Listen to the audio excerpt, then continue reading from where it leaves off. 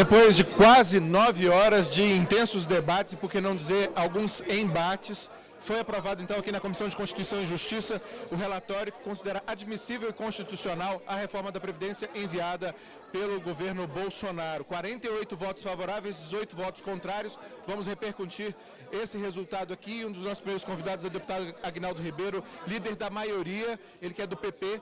A maioria é um bloco que aglutina os maiores partidos alinhados ao governo, mas no caso da maioria havia já algumas ressalvas que vinham impedindo a votação, mas o acordo proporcionado entre governo e maioria possibilitou que hoje o governo tivesse uma maioria folgada, esses 48 votos para aprovação. E como o senhor nos dizia um pouco antes, né, deputado Aguinaldo Ribeiro, há uma intenção de votar a reforma da Previdência, de apoiá-la, mas não é um apoio cego a pontos fundamentais que os senhores discordam e pretendem aprofundar na comissão especial, cuja tramitação começa em breve. Sem dúvida nenhuma. Primeiro, nosso alinhamento não é com o governo, nosso alinhamento é com o Brasil. Nós não temos alinhamento com o governo. Na questão da reforma da Previdência, nós temos sim a consciência de que é preciso reformar a Previdência para que ela possa ser sustentável e que preserve, inclusive, o pagamento de quem já está aposentado. Então, nesse sentido, é que nós desejamos discutir a reforma da Previdência para que ela possa tratar dos que já recebem a sua aposentadoria e daqueles que irão se aposentar. Nesse sentido, nós já declaramos que iremos preservar todos os direitos dos trabalhadores rurais, já nos manifestamos, todos os partidos, os 14 partidos que foram signatários de uma carta manifestando esse desejo, para que não se mexa com o homem e com a mulher do campo, que tanto contribuem para a construção desse país, também preservar todos aqueles benefícios de prestação continuada e também alguns pontos de desconstitucionalização. Então nós estamos, na verdade, temos um conceito de reforma da Previdência, que é fazer a reforma para que ela fique sustentável, mas não às custas dos mais pobres, daquele que ganha pouco, dos que mais precisam. E nesse sentido que nós vamos trabalhar na comissão especial, onde nós haveremos de discutir a reforma no seu mérito, numa profundidade e numa amplitude muito maior. Mas os senhores já conseguiram um feito praticamente inédito, que foi discutir parte do mérito também aqui na Comissão de Constituição e Justiça. Historicamente, o governo tem força para fazer com que na CCJ seja votado o relatório integral de admissibilidade e parte dos debates, dos acordos, sejam fechados só na comissão de mérito, na comissão especial. Aqui já foi possível, pelo menos 4 pontos, nós tivemos notícia de alteração. O senhor estava logo cedo lá no Ministério da Economia, negociando alguns desses pontos. É bem verdade que aqui na Comissão de Constituição e Justiça, nós, sem dúvida nenhuma, houve uma modificação, o relator fez um voto complementar para fazer essa adaptação e retirar esses pontos.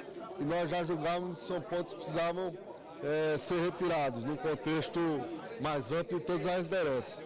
Mas essa discussão, como disse, de mérito, ela se aprofunda na comissão especial que deverá ser instalada pelo presidente da Casa nos próximos dias. Perfeito. Deputado Aguinaldo Ribeiro, muitíssimo obrigado pela sua participação aqui conosco. O deputado, repito, é o líder da maioria, que é o maior bloco, no caso, o PP forma com outros partidos um bloco, esse é o maior bloco da Casa, o maior bloco que não declarou oposição ao governo, mas, como o próprio deputado relatou, ainda não pode ser considerado base governista, negociações ainda em curso.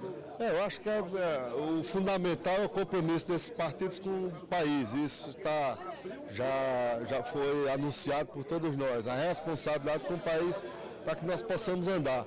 E andar também na agenda da própria Casa, da Câmara, nós temos uma agenda muito importante a ser debatida e discutida, para que nós possamos avançar também na reforma tributária e outros pontos que irão ajudar a modernizar o país, a desburocratizar o país, para que a gente possa avançar na recuperação do emprego e na sustentabilidade da nossa economia e na segurança jurídica. Perfeito. Muito obrigado, deputado. Falamos com o líder da maioria, vamos agora conversar com a líder da minoria, a deputada Jandira Fegali, do PCdoB do Rio de Janeiro, que foi, inclusive, uma das articuladoras de uma tentativa de reação por parte da oposição, que gerou uma enorme confusão aqui de interpretação regimental, interpretação inclusive constitucional. Gostaria que a senhora falasse um pouco sobre isso, porque a Constituição, seu artigo 113 do ato das disposições transitórias, estabelece lá que mudanças que tenham impacto fiscal podem ter a tramitação suspensa, reunindo 103 assinaturas. Vocês conseguiram as 103 assinaturas, mas o requerimento não foi aceito. Não, na verdade o requerimento, o que reza o artigo 113 é que pela emenda 95, aprovada inclusive por essa maioria aqui, é que nenhuma matéria pode tramitar sem que seja esclarecido o impacto orçamentário e fiscal. Essa reforma ela veio sem os dados orçamentários de impacto fiscal, que lá estamos pedindo há mais de 45 dias já, requerimento de informação do PSB, nosso, da liderança da minoria, mandado de segurança, e o governo não manda. Inclusive ficou claro no final de semana que o governo decretou o sigilo dos dados, inclusive quando foi solicitado pela imprensa. Então nós fizemos o requerimento que, baseado no artigo 114 da Constituição, diz que com 20%, 1/5 da casa, a tramitação tem que ser imediatamente suspensa. Isso é instrumento da Constituição. E tem que suspender até 20 dias, exigindo que o governo mande os dados. Então nós fizemos o requerimento, a mesa diz que não reconheceu 10 das assinaturas, mas os deputados foram lá. Disseram, não, a assinatura é minha. Então o requerimento continua válido e nós vamos, pelo fato da mesa não ter sustado a tramitação, nós vamos entrar com mandado de segurança amanhã pela manhã, para que essa votação seja anulada. Mas ainda há alguma esperança de que, diante da confirmação de algumas assinaturas, o presidente Rodrigo Maia reveja a sua posição e ele, que é o presidente da Casa, despache no sentido de atender a solicitação de vocês? Não, ele nos disse que, com os deputados que foram lá, ele ia autorizar o reconhecimento da assinatura. Isso significa que o requerimento ficará de pé. Então, nós vamos conduzir a judicialização baseado no requerimento. E nós queremos anular esta votação, porque ela é inconstitucional no conteúdo, mas a judicialização é em função desse instrumento constitucional. Perfeito. Deputada Jandira Fegali, mais uma vez, muitíssimo obrigado pela sua participação conosco. E o relator, podemos assim, em boa medida dizer, o grande vencedor dessa noite, é o relator da matéria, o deputado delegado Marcelo Freitas, do PSL de Minas Gerais, que teve a responsabilidade de estudar a matéria a fundo, apresentar o seu relatório, mas hoje já apresentou algumas modificações na tentativa de facilitar a aprovação por um acordo de mérito, que é algo um pouco inédito aqui no âmbito da Comissão de Constituição e Justiça, né, deputado? Mas foi importante esse acordo.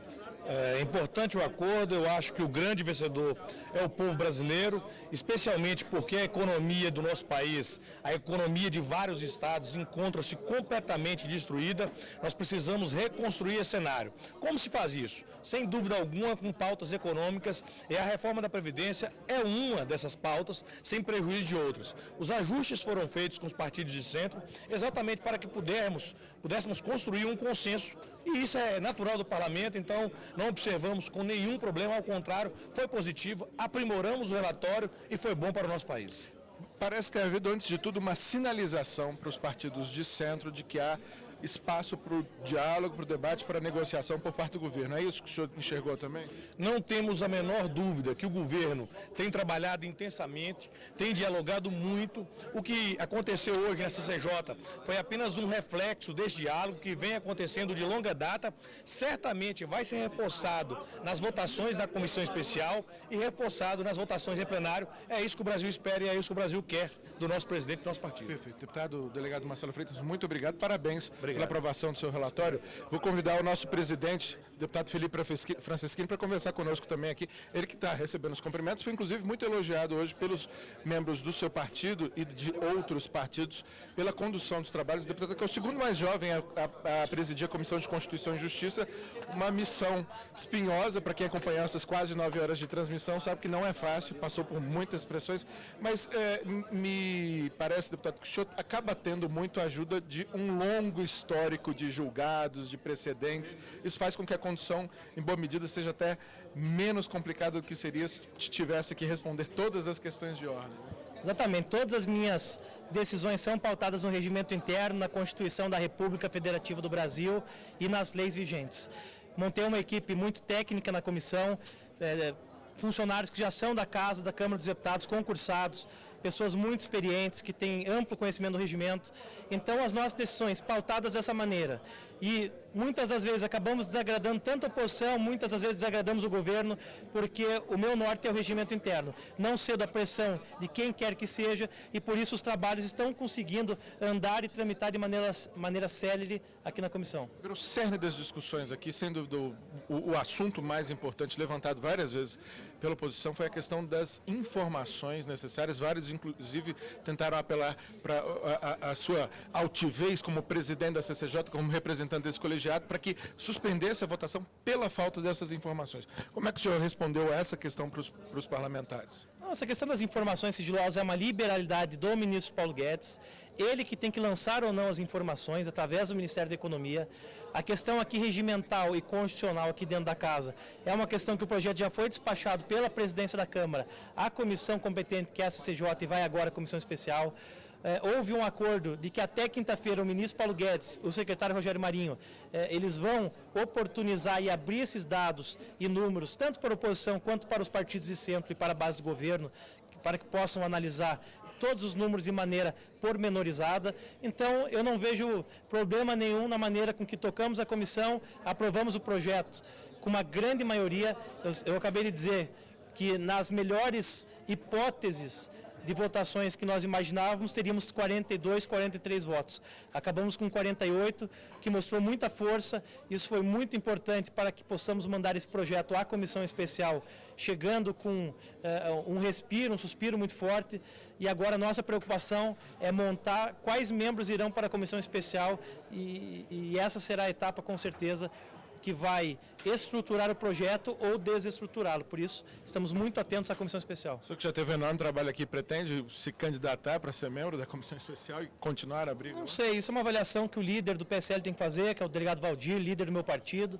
Ele vai com certeza elencar os deputados que têm conhecimento na área de finanças, na área orçamentária e previdenciária e e na área jurídica, espero que ele tome uma boa decisão. Confio no delegado Valdir para isso. Agora, em boa medida, nós tivemos aqui um fato que é raro, talvez inédito, que é já ter modificação de mérito numa comissão que discute admissibilidade e constitucionalidade, um avanço, inclusive, em razão dessa dificuldade que se teve de coordenação inicial dos trabalhos. O senhor acha que essa etapa vencida, que esse episódio, repito, praticamente inédito, ele é uma boa sinalização para o caminhar da proposta da agora em diante? Eu vejo que nós tivemos duas etapas nesse processo todo. O início da tramitação do projeto, quando chegou a comissão, a CCJ foi instalada e começamos a exercer a nossa presidência com as reuniões normais da casa.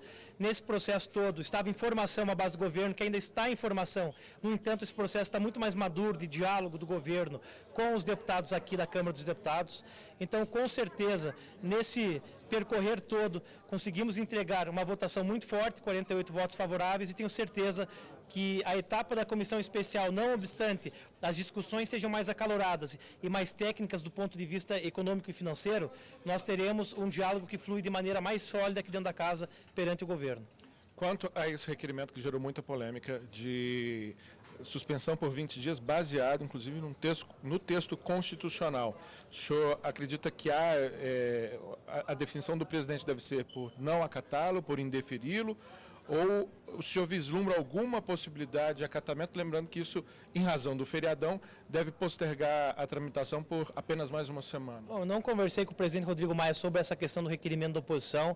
Me parece que atingiram o número em virtude de uma nova conferência das assinaturas. No entanto, na minha visão, do ponto de vista jurídico, constitucional, técnico e regimental, não cabe o acolhimento das pretensões postas no requerimento. Porque não haveria o impacto fiscal que o artigo prevê? Não, por uma série de fatores, até mesmo a questão do impacto fiscal, a questão que nós estamos na CCJ, que é a análise da admissibilidade e constitucionalidade e não análise do mérito. Na minha visão, isso tem que ser feito na comissão especial e no plenário. Na comissão especial, antes da montagem da instalação, o Paulo Guedes e o Ministério da Economia já se comprometeram a abrir esses dados, então a questão estará superada e o requerimento será prejudicado por si só.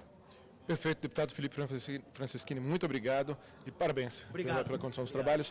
Lembrando a você que é o primeiro passo de um processo ainda longo de tramitação desta reforma da Previdência. Aqui foi a admissibilidade, constitucionalidade, como o deputado Felipe Francisquini disse, vem na sequência a comissão especial, que tem prazo de 40 sessões para analisar a matéria. Esse prazo varia um pouco, porque algumas vezes as sessões não contam, porque não alcançam o número mínimo de parlamentares presentes, mas certamente haverá um esforço por parte do governo agora para ter sempre parlamentares presentes nas sessões e esse prazo ser mais, digamos assim, enxuto.